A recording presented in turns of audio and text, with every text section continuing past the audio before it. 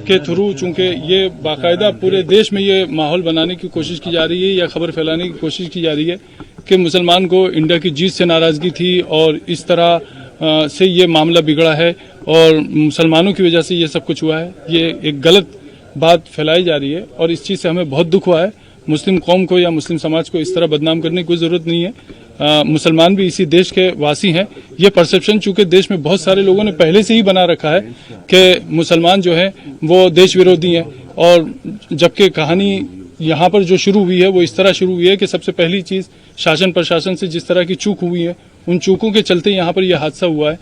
दोनों तरफ के लोगों से की सहमति, शासन की प्रशासन की मौजूदगी में और बीचवानी में रहकर ये बात रखकर ये बात तय हुई थी कि जामा मस्जिद के इस रूट से किसी तरह का जुलूस नहीं निकलेगा।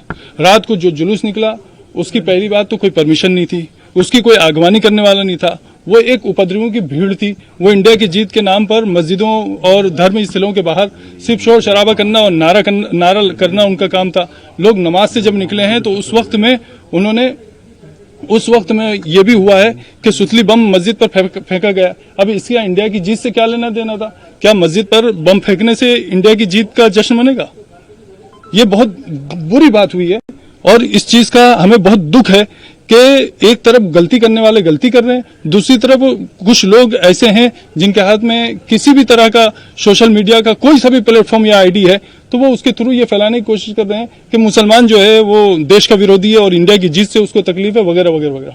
हम इस चीज से बहुत दुखी हैं और हम बहुत साफ साफ कहना चाहते हैं कि हमारी मस्जिद न पाकिस्तान में है न हमारे महल्ले बांग्लादेश में है। हम इसी हिंदुस्तान के निवासी हैं, इसी हिंदुस्तान में हम रहे हैं, इसी हिंदुस्तान में हम रहते हैं, इसी हिंदुस्तान के साथ हमारा रिश्ता है। इस तरह की बातें करना